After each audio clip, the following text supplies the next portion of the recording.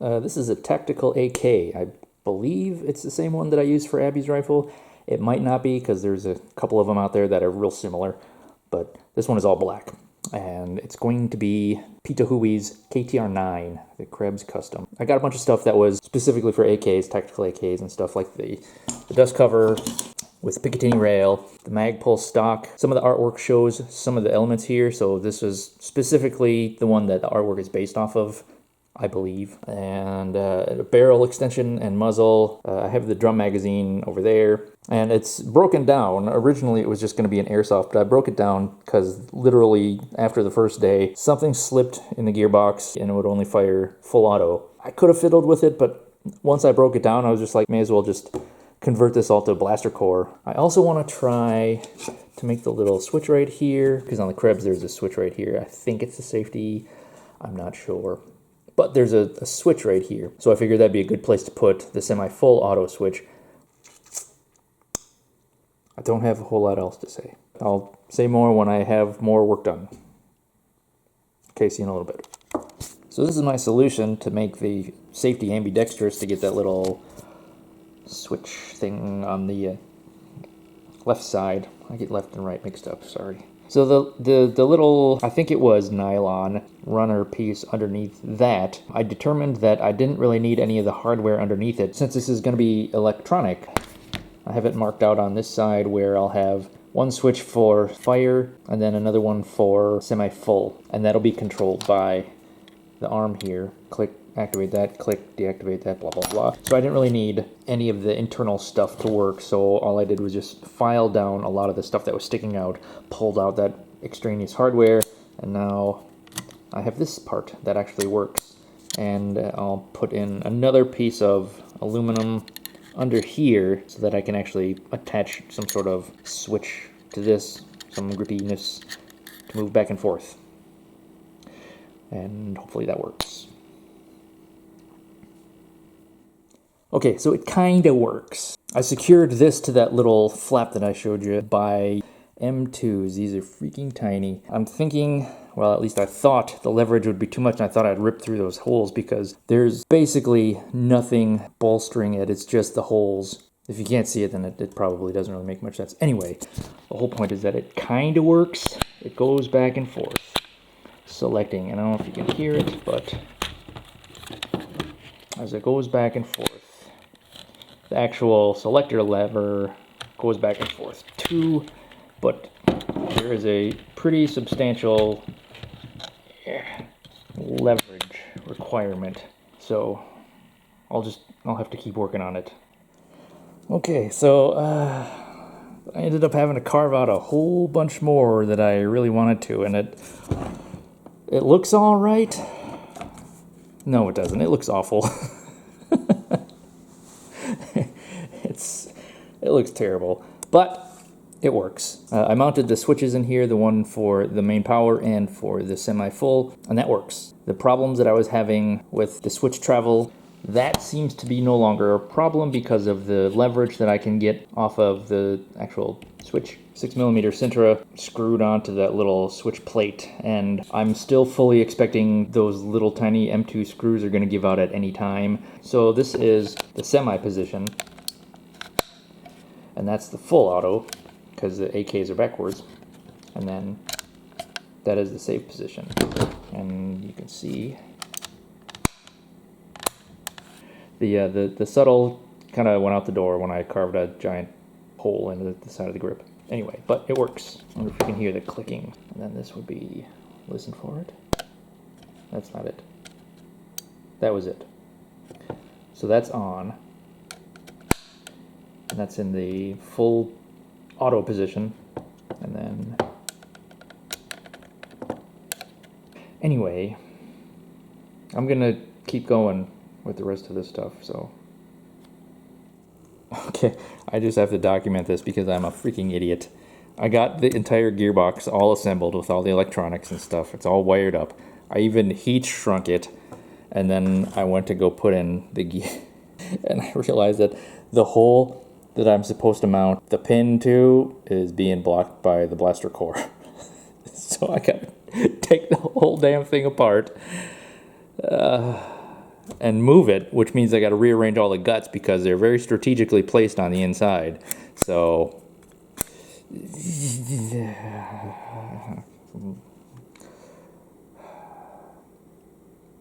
idiot.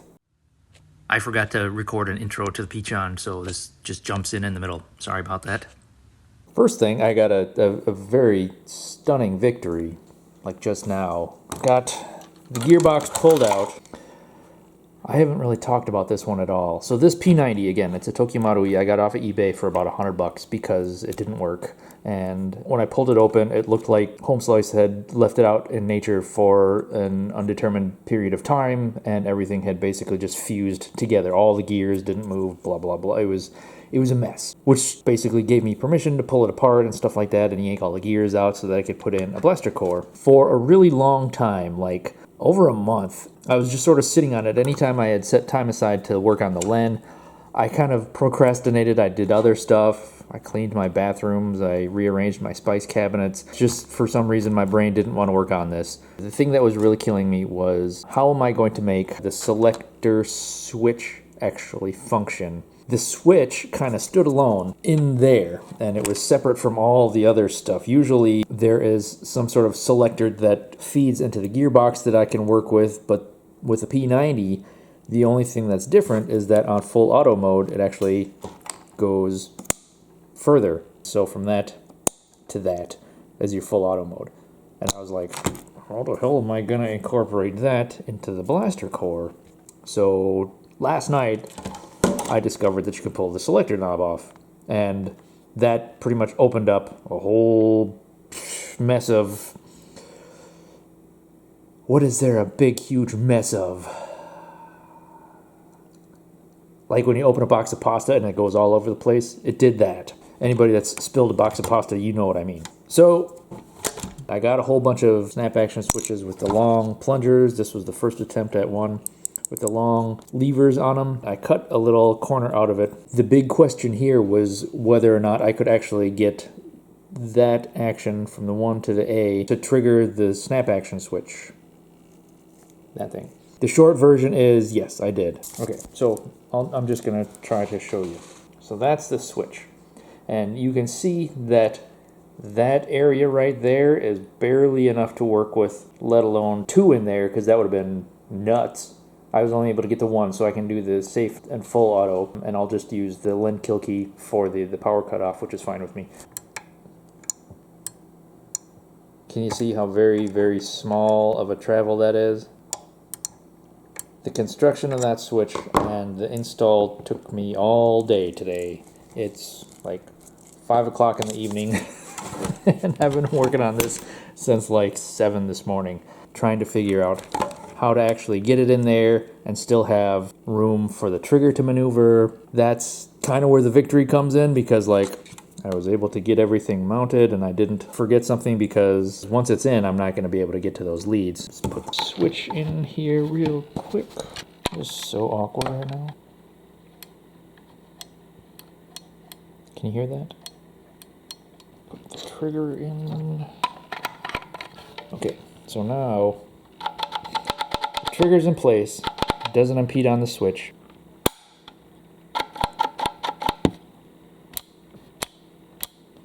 I don't know if you can hear that because the switch itself is clicking, but anyway, it's very exhausting. But now that I got that in there, I feel better about proceeding forward. I can continue with the project, and all is right with the world. Do I have anything else I want to say? Probably, but I can't think of it right now, so more coming. Okay, so I'm jumping ahead a little bit. I got the body painted and all the components externally, well, internally, the magazine, the fire selector, and the aux. All that's already wired up, and I still have a couple of more ass pains that I need to endure, but I just wanted to give it a good full systems check just to make sure that everything works. And fortunately, I just did that, so spoiler alert, I guess. The magazine switch is wired backwards. That's an easy fix for one of the configuration settings, but otherwise everything else works just fine. I still need to load up the SD card with all the different sound fonts that I want, but really everything else seems to work. So here's our mini P-Chan. I've been debating whether or not I want a second speaker because I don't know how well that's actually going to work when it's all contained in here. Anyway, but it works, so. And then, oops.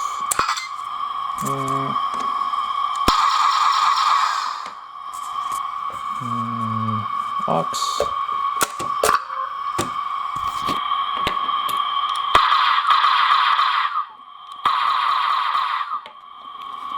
And what else? The red dot. Ugh, I'm wondering if I can get this to work. It's in there somewhere. There it is. So the red dot works. The red dot is wired to the 3.3, so it's always going to be on whenever the thing is on. So, all right. So everything works. More importantly, the gearbox still fits with all the wires and stuff sticking out, but I have to connect everything externally before I actually install the gearbox. Again, still have a couple of ass pain trials that I need to work on, namely the cramfu, but we'll jump off that bridge when we get to it. Okay, so here they are both finished, the Pitohui and the Llenn. I'm pretty sure I said that the Llenn was a Tokyo Marui, but it wasn't working. The Pitohui is a reasonable likeness of the KTR-09, the Krebs Custom. It's actually a Matrix Special Edition. I just had to look it up, but either way, it's a tactical AK. They both have BlasterCores in them. The Llenn sounds amazing, and the Pitohui sounds like crap. God damn it! But we'll get to that when we start talking about it. So I'll take it in a little closer and we'll look at them one at a time. Okay, so here's the Llenn. You can't really tell because it looks like the camera is washing it out a little bit. It's actually a pretty deep pink, like a serious pink. Not like this one. This is actually a light pink. I made a suppressor to go along with it because of that one episode where Llenn uses it and basically just owns all.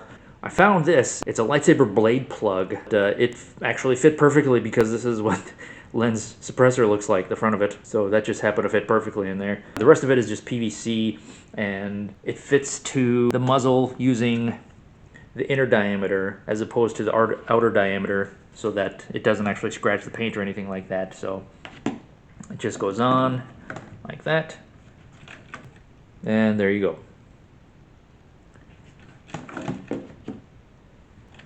The magazine, not a Tokyo Marui.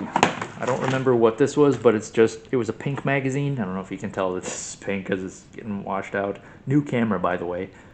This actually came with the smoke-colored clear one with the individual rounds in it, and it really wasn't difficult to basically just open it up, move the rounds to the pink one. I had to modify it a tiny bit by filing this down so that the magazine catch would actually fit, otherwise it would be too long. But yeah, pink magazine, a little bit more realistic. Here's the kill key. So this was actually a 1/6 scale toy P-90. It was in the same configuration with the red dot up there and not a Picatinny. Karen Kohirimaki actually has one in the show, and she like hangs it off her bag and stuff, and it's one of her little cute character traits, but I made it just because of that, and I needed a kill key for this. Perfect for that. Here is the second speaker, or the first speaker. It was on some PVC attached to the gearbox. Contained inside here kind of sounds like crap. So I wanted another external speaker specifically in a place where it was open, because behind it, it's all enclosed. And that's the part that really kind of allows the bass to get utilized properly, is you need something closed, like a closed system. And that's another reason why the Pitohui sounds like crap, which I'll get to. But with the background mid-range of the muffled speaker and the second speaker here that's properly closed off and vented, it actually sounds pretty good, in my opinion.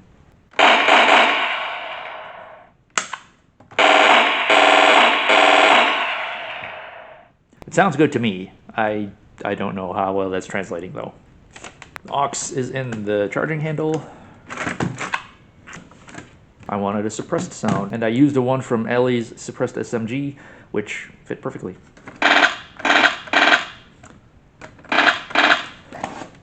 And because this was a lightsaber blade plug, it lets the light come out, and I didn't paint over it. What was I going to say? So you can see some of the light leakage, like down there. I think there's some spots up top where you can see it. The LED optics module is actually inside the gearbox, which is actually around here. There's some fiber optic that goes all the way down into here. Actually, the fiber optic stops about here because magazine catch was in the way. So I still got a good amount of light coming out of it. Ooh, empty mag. So that's cool. So the way you access the menu is both the trigger and the aux. Online. Human presence detected on the bridge. And that's pulled. Nice to meet you. I'm Lynn. That's pulled directly out of one of the GGO episodes. But that's the Llenn font. It's actually the same as the Pitohui font. I just have a different menu sound for it. Voila, the ZF1. So I made a ZF1 sound font, specifically the machine gun, for another project, but I thought it fit really, really well with this one. Voila, the ZF1.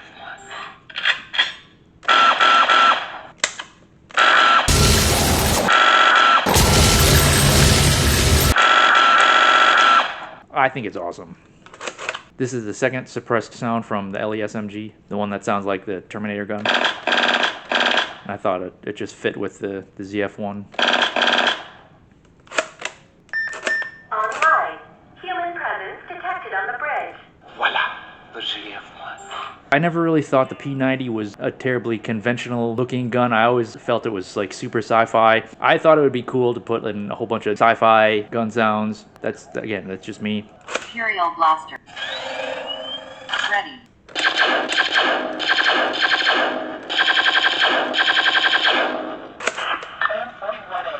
And of course the M41 pulse rifle.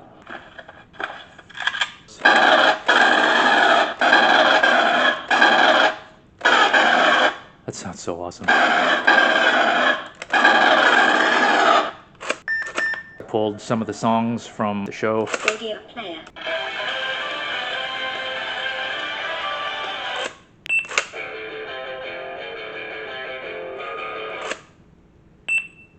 Nice to meet you. I'm Lynn. And back to home. I actually bought this a long time ago, like 2018, specifically to make it the Llenn and to put a BlasterCore in it. I'm very happy that I made this, and I'm ecstatic how it turned out. I thought it turned out great, so yeah. Okay, so here's the Pitohui KTR-09. I put the smaller magazine on it because otherwise this would have made it tip and look and be in really weird position. Anyway, here's the drum magazine. It's actually a motorized high cap. I just took all the motor parts out of it so it's a little bit lighter. Some of the external parts that I changed out were a barrel extension, the muzzle, and the extended part right here. In the artwork, it shows that the extension part is actually thicker than the barrel itself. I was hoping that when I bought this, this would be thicker than this, and unfortunately it's actually thinner, but that's fine. KTR-09 is shown with the standard wrist rail, and this particular wrist rail cover. I don't know what this actually comes from, but it was available, so I bought it. And then I put in a QD front sling point just because there was a bunch of them in the back. The Picatinny desk cover, this is another thing that was basically off the shelf. And on the KTR-09, they have a separate rear sight. I didn't think I was going to find anything to resemble that, so I just made one out of Sintra. Rear sight, I got off of Amazon. It was a couple of bucks. I bolstered it a little bit with some Sintra so that it has that overall general silhouette appearance of the KTR-09. This back part that goes like that. This is a mag pull, and again, it just matched the artwork, or at least a lot of the artwork that I was looking at. Okay, so that mutilated grip switch, I did get it so that like the fire selection actually works from this side, and it works great actually.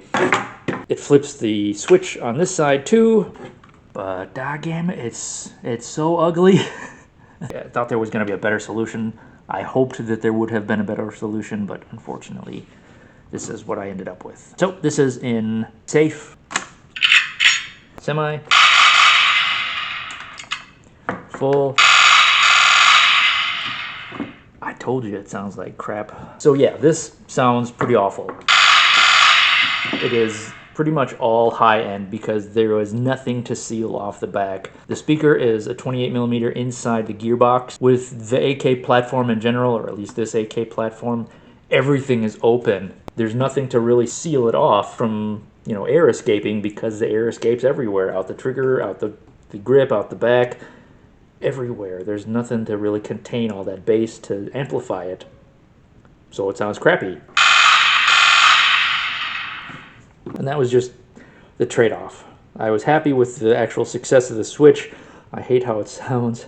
I was able to get everything contained in here. Ooh, another success in the category of, I can't believe it took me this long to think of that. I put the recharge port in the hop-up. You know, that part that feeds from the magazine up into the chamber. Recharge port fit perfectly in there. And on top of that, it slots into a magazine. So there was no modification to a magazine, and bam, it worked out great.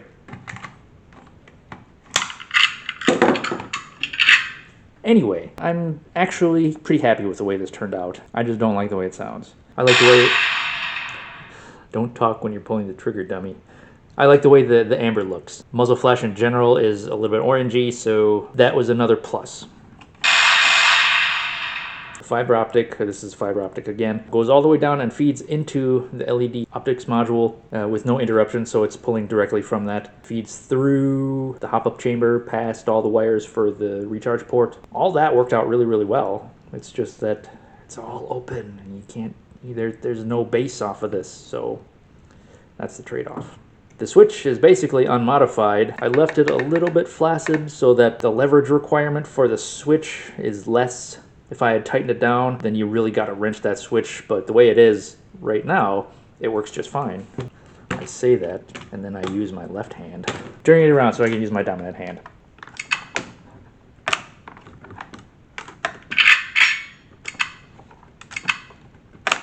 So it doesn't travel all the way, but I still have that click as to tell me when it's in which mode, so that part doesn't bother me too much.